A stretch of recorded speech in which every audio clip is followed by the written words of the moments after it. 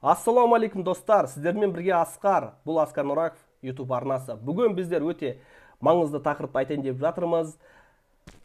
Бір істі жасамас бұрын осыларды жаса дейді. Яғни бір істі жасамас бұрын осыларды жаса. Ол не деген сөз? Бір любой нәрсені жасайтын болса, әрине енді бизнес мәселесінде ғой, енді мен анау мынау демеймін, мен машина или бір нәрсе сатып алу, сату жайында, именно ол ондай темада емес, бірақ ол бизнес темасында, YouTube'қа байланысты сала, профессия мамандығын саласында жалпы түсінікті, иә. Енді бір істі жасамас бұрын осыларды жаса деген бұл видео, осыны сіздер жасаңыздар, және сіздер Алла қаласа міндетті түрде табысты боласыздар.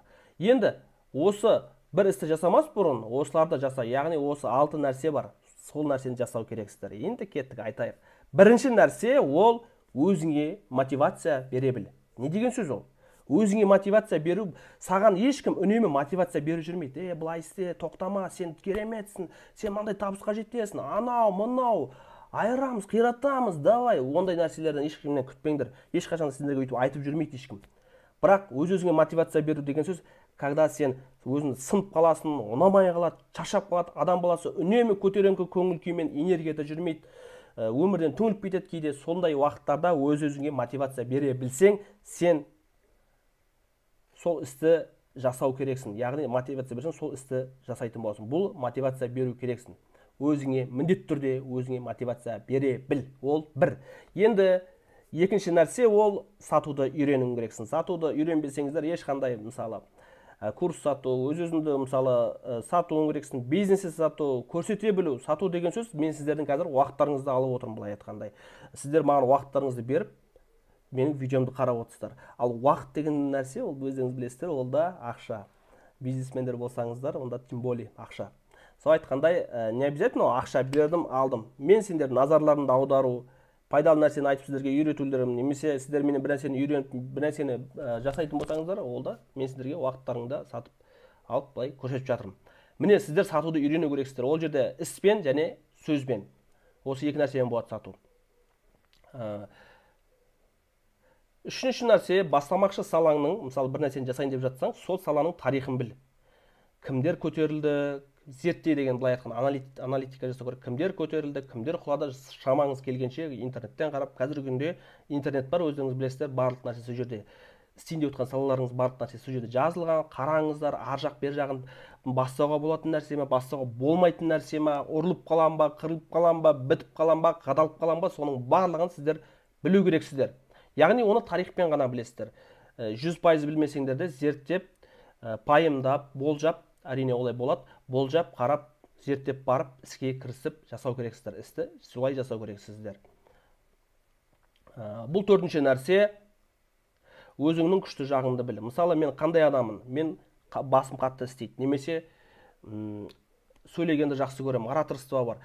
Жалпы әр адамның өзінің мықты жағы болады. Біреулер мысалы сатқыш болады, біреулер технарь, былай айтқанда нені жақсы, дизайнер, жалпы мамандық жақтарынан әркімнің өзінің плюс жақтары болады. Оны да білу керексіздер. Қандай жағынан болса да, ой жағынан біреулер творчество жағынан мықты болады, біреулер жаңағыдай мамандық жағынан мықты болады. Мысалы, бухгалтер болады, есепке жақсы болады, көңіл күйді көтергіш болады, мотивация бергіш болады. Сол жақтарында өздеріңіздің күшті жақтарыңызды біліңдер. Бұл төртінші болды. Бұл төртінші, яғни бесінші нәрсе, қабілетіңді арттыр және жалғасты бол. Қабілетіңді арттыру деген сөз жаңағыдай оқып, үйрену, көрумен, естумен, білумен, ізденіспен келетін нәрсе ол. Солай мысалы мен мысалы ютубер болсам, үнемі ютубты аңдып, қарап, аналитикасын, документациясын, обновлениесін, алгоритмнің өзгеріске ұшырағандарын, кімдер қандай каналдар барлығын ютуб негізі өзі жіберіп отырады. Біздер мынандай жоспарлап жатырмыз. Осы айдан бастап, немесе келесі жылдан бастап біздер шортсқа монетизация қосамыз, 1000 подписчик жинап тұрып барып, соңғы 90 күнде 10 миллион қаралым жинасаңдар, онда сіздерге монетизация партнерский программа қосып береміз.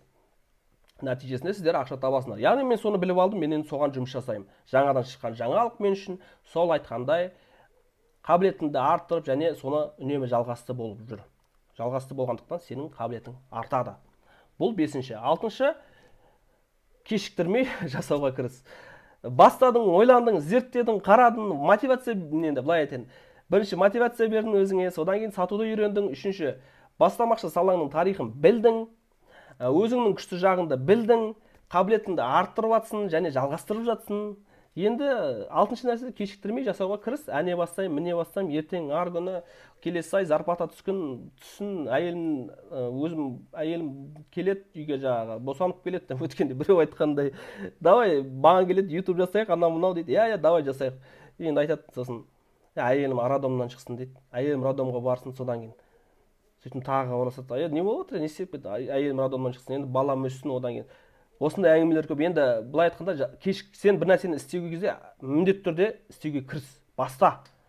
Бастамасаң ол нәрсе қалып қойып, сондай жаман әдетке кіреді да, содан кейін сен ондай нәрсені құр сөз болып кетеді сенде. Енді осы міне алтын нәрсені сен бір істі жасамас бұрын осы алтын нәрсені жаса, астына комментарий жаққа описание қалдыратын боламын. Оны өздеріңіз жазып жаттығыңыздар. Сіздермен бірге болған Асқар, арнаға жазылып, лайк басып кетіңіздер. Сау болыңыздар.